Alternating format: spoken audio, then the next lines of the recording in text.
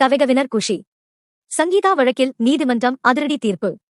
என்ன meter? TVK Vijay case latest update. 2026 தமிழக சட்டமன்ற தேர்தலில் தவக தலைவர் விஜய் பெரம்பூர், திருச்சி கிழக்கு ஆகிய 2 தொகுதிகளில் போட்டியிடுகிறார். பெரம்பூர், திருச்சி கிழக்கு ஆகிய தொகுதிகளில் வேட்பு மனுவும் தாக்கல் செய்தார். அந்த வேட்பு மனுவில் தனது மனைவி சங்கீதாவிற்கு ரூ.12.6 கோடி கடன் வழங்கியதாக குறிப்பிட்டு இருந்தார்.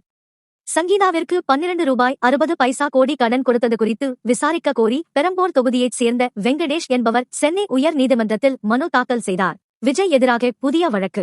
தனது மனுவில் வெங்கடேஷ், சங்கீதா விஜயிடம் விவாகரத்து கோரி மனு தாக்கல் செய்திருந்ததாகவும், அதனால் அவருக்கு ₹12.60 கோடி கடனாக வழங்கப்பட்டதாக வேட்பு மனுவில் குறிப்பிடப்பட்டிருப்பது சந்தேகத்தை எழுப்பியதாகவும் கூறியிருந்தார்.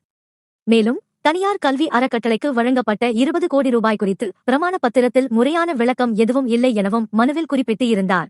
இந்த வழக்கை சென்னை உயர் நீதிமன்ற தலைமை நீதிபதி தர்மாதிகாரி மற்றும் நீதிபதி அருள்முருகன் ஆகியோர் அடங்கிய அமர்வு விசாரித்தது. அப்போது, வேட்புமனுவில் மனைவிக்கு ₹12.60 கடன் கொடுத்ததாக தயுவியுக தலைவர் விஜய் குறிப்பிட்டுள்ளது குறித்து ஆய்வு செய்ய கோரிய வழக்கை தள்ளுபடி செய்து உத்தரவிட்டனர். சென்னை பெரம்பூர் மற்றும் திருச்சி கிழக்கு தொகுதிகளில் போட்டியிடும் தயுவியுக தலைவர் விஜய் தாக்கல் செய்த வேட்புமனுவில் ₹100 கோடி வித்தியாசம் உள்ளது குறித்து வருமான வரித்துறை விசாரிக்க கோரி பெரம்பூர் தொகுதி வாக்காளர் தாக்கல் செய்த வழக்கு ஜூன் மாதத்துக்கு தள்ளி வைக்கப்பட்டுள்ளது.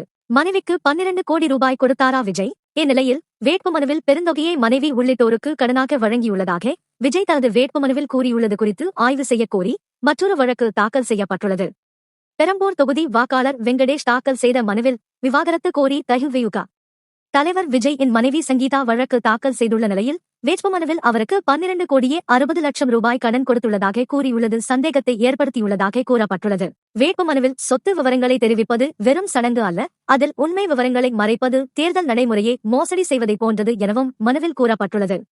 தனியார் கல்வி அறக்கட்டளைக்கு ₹20 கோடி பணம் வழங்கியுள்ளது குறித்து வேட்புமனுவில் முறையாக எந்த விளக்கமும் அளிக்கவில்லை எனவும் மனுவில் தெரிவிக்கப்பட்டுள்ளது.